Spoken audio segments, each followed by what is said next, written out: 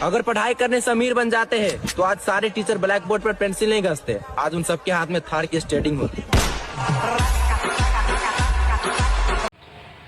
Black board ઉપર પેન્સિલથી તારી હાથ પેઢીમાં કોઈ બી લખ્યું હતું? હોપારા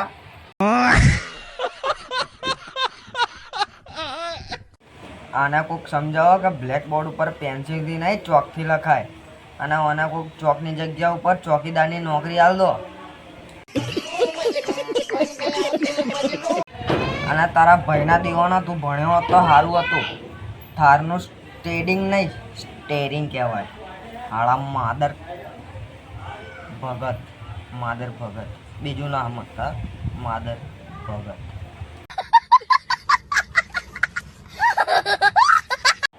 અને બોલતા બોલતા આટલા બધા કૂદકા મારવાની હું જરૂર હતી? તારી પાછળ કોકે પેન્સિલ ઘાલી નાખી હું? આ માદર ભગત.